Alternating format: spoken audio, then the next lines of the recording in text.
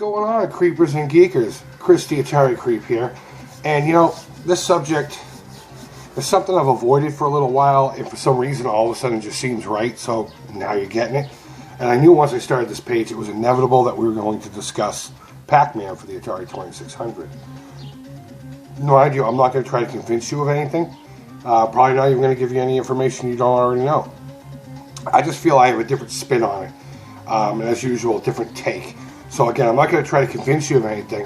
Just give you my thoughts, maybe plant a seed here and there, and you know, we'll see where it takes us. Now I do have a bunch of notes here, so if you see me looking down, I'm not staring at your tits, so just relax a little, okay?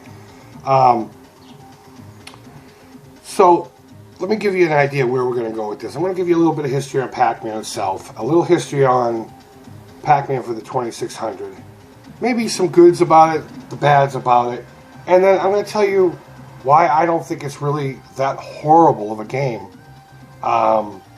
in general, okay?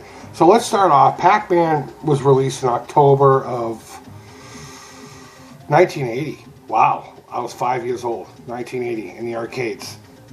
And it took on a life of its own. It was probably one of the first, I guess, video game mascots I can remember. I mean, they put Pac-Man on everything. Everything. And I got a list here. There's t-shirts, lunchboxes, board games, posters, cartoons, stuffed animals, all kinds of toys. It had a hit single, Pac-Man Fever. I would have had that queued up, but whatever. I'm doing this again. And don't feel like doing that. But you all know Pac-Man Fever. There was even these little bubblegum cards that had stickers, and they also had these little scratch-off cards. They were like, almost like lottery tickets, where you could play the game. And they always put ghosts in the most fucked up places, so you would always lose anyway. But Pac-Man, it just took the world by storm. I mean, even today, you can still buy a ton of Pac-Man items. I mean, there's a suit that you can buy that's a Pac-Man board game that my buddy Mr. Pacu just purchased for a convention that's coming up, and I'm hoping he'll wear it to his brother's wedding. I don't know if he will or not, but. I've even seen staplers shaped like Pac-Man. So Pac-Man, right up there with Mario. Sonic is kind of there too. But I would say, as far as a marketing mascot, Pac-Man is probably the most recognized, if not, the largest one next to Mario. And it was inevitable that it would eventually end up on a home console.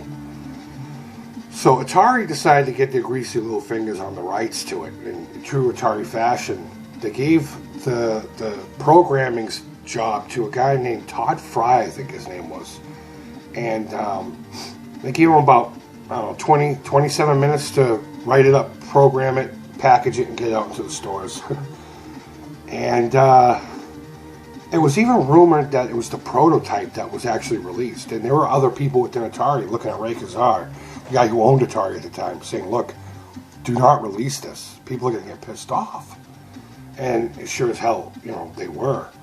But Ray Kazar didn't have any faith in the video games, the vision of Atari to begin with. He wanted to focus on home computers. So he saw a quick buck, and he just rushed it out into the field.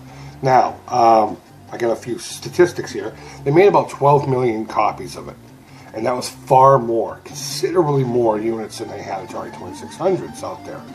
And at first you'd look at that and say, well, that's kind of stupid. What were they thinking? But if you look back in Atari's history, you got to remember the first couple of years, Atari wasn't really doing the greatest with the VCS, which turned into the 2600. Sure, it sold, but not in a way that they would have liked it. Once they ported Space Invaders, which is a great port, by the way, to the Atari 2600, units started flying off the shelves, and they were selling consoles, and then Atari became what it became. Atari was little known back then, aside from Pong units and stuff.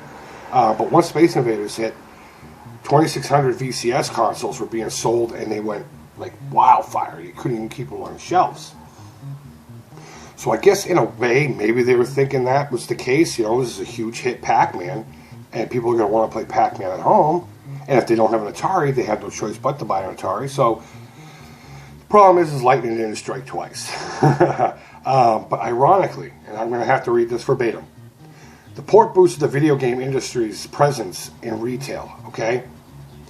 Following the 2600 port, Pac-Man arcade sequels started coming about, and they ended up selling 7 million copies, and at the time, that was probably the largest number of games sold for any system, period. Still the number one game sold for Atari itself, the 2600. So ironically, it did sell quite well, not as well as they were hoping though. The problem is once people plugged it in, now this is where my point of view differs. Most people plugged in and started playing it and were like, this sucks. A lot of people sent it back. Whereas I feel that they were just more disappointed in what came out. I was, let's see, I think I got it in 82, so I would have been 7. It was shortly after I got my first console. I had already at that point registered the idea that we will never have an arcade quality anything with the Atari. I was already used to that. As long as the gameplay was good, I was happy. So when I finally got my hands on Pac-Man and plugged it in, I said, wow, this is different. And even at the time, as a 7-year-old kid, I knew this was like the idea of Pac-Man, but it was like they ripped the soul out of it. But the gameplay was there.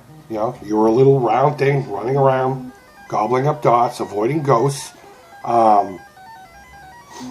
It was solid. You pushed left, it went left. You pushed up, it went up. You pushed right, it went right. Down, same, you know. There wasn't anything more complicated to that. I mean, that could have been a nightmare in itself, but the gameplay itself was there. There were a few problems. There was flickering ghosts. And I guess a lot of that was when they were programming this version, I'm assuming it's prototype, for some reason, because of slowdown, they couldn't have all 4 ghosts on the screen at the same time. So they would flicker all over the place to keep the screen pretty constant. Did it add to the challenge? You bet it did, because you never knew where a ghost was going to pop up. Did it hinder the game? I guess you could be 50-50 on that one. I personally don't see it as that big. I didn't see it as a problem then. One of the things they did improve on, though, was when you ate the power pellet and you ate the ghosts, the little eyeballs would go into that little box, and it would stay there until the power pellet wore off. Whereas in the arcade, they would come out right away, but they weren't susceptible to the power pellet anymore. So now you're trying to gobble ghosts, and other ones are trying to gobble you. Which, I don't know if that's an improvement, if that's not an improvement. I personally thought that was cool.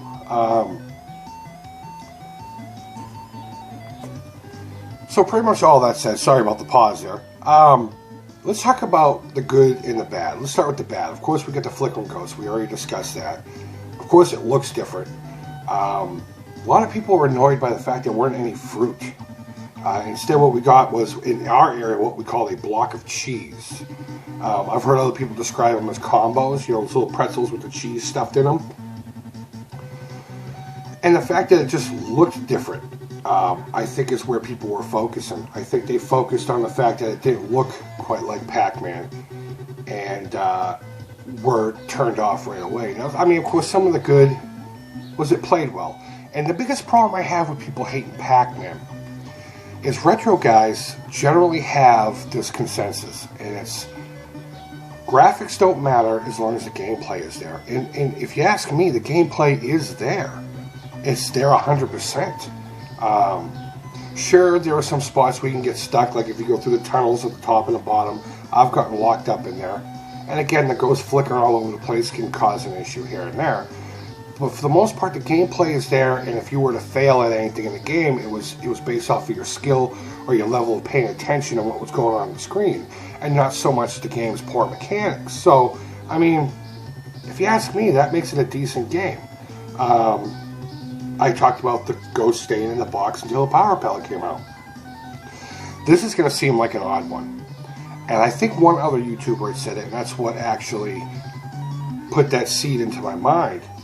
Pac-Man now has an eyeball. He didn't have an eyeball before. And I guess that one little thing just made it like personal. I guess not for me, but for anyone who owned the console. Like, I have a version of Pac-Man where he actually has an eyeball and he's not just a yellow blob. So given all that, I mean, was I disappointed when I seen it? No, I wasn't disappointed. I was just happy to be playing the idea of Pac-Man. And of course there were a ton of clones that came out afterwards, which proved that, you know, it could have been worse. Chase the Chuck Wagon. Aliens is an okay Pac-Man clone. I won't get into too much because I do want to do a Attack of the Clones video on a Pac-Man clones, but there were a lot of clones that came out that just weren't as good, and I guess that's pretty much all I really wanted to say. So let's go back to one of my initial thoughts. Is it a bad game versus was it just disappointing?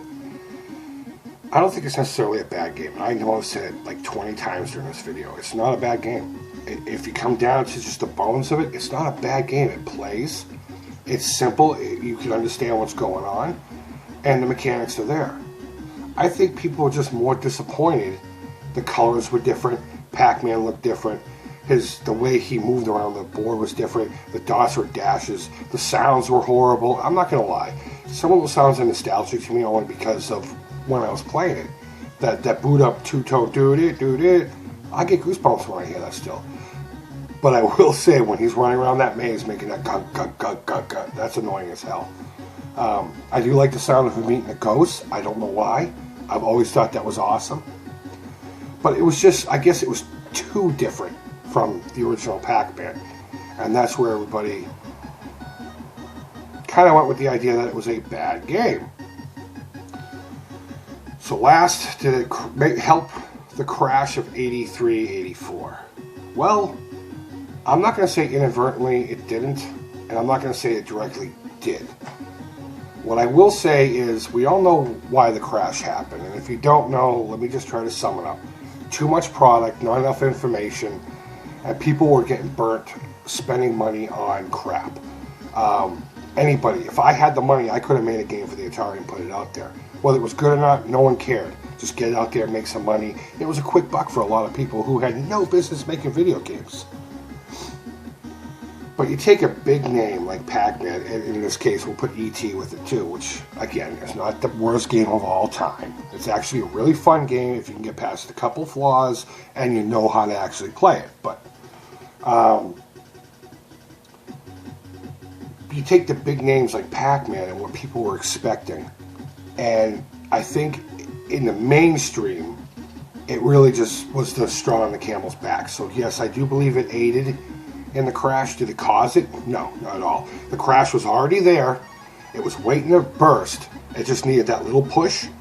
In 1982, you know, E.T. and Pac-Man came out, and it disappointed a lot of people, and even more so than a lot of other games, because again, they were big names and people were expecting this stuff, you know. So yeah, I do feel that it aided. I think it actually pushed it over the edge, and people were just like, "That's it. I've had enough. No more." Which was good for guys like me who didn't realize it was happening because games were cheap at that point.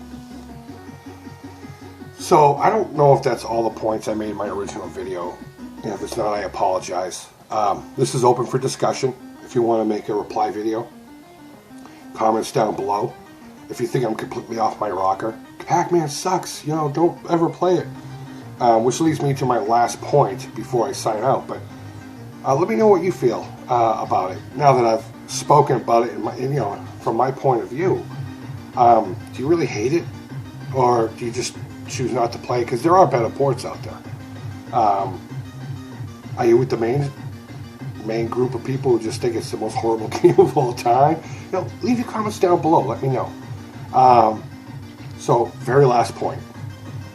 Am I trying to convince you to run out and get yourself one of these? No, not at all. Like I said, there are many home ports that are 1,000 times better. The NES port alone, if you have a NES Advantage and you have a copy of that, you're perfect. You can emulate it on your phone much better. You can do all kinds of, you know, any system from basically the Atari on has a port of Pac-Man. So I would suggest doing that. And chances are, if you collect for the Atari anyway, you have about 15,000 of these because they just seem to be in every lot set that you end up buying anyway. So, but I would recommend popping it in and giving it about a half hour. Play it. And let me know if the points I just made resonate with you at all. I'm not saying you have to fall in love with it. I'm not saying that you're going to. But at least your point of view will change, and you won't be with the consensus that it's a horrible game, because it really isn't. It's just disappointing. So guys, with that, again, leave your comments down below. All feedback is positive. Thumbs up, thumbs down. Be sure to share and subscribe if you haven't, and if you have, thank you so much. And that's it. So guys, until the next time, this is the Atari Creep signing off saying goodbye.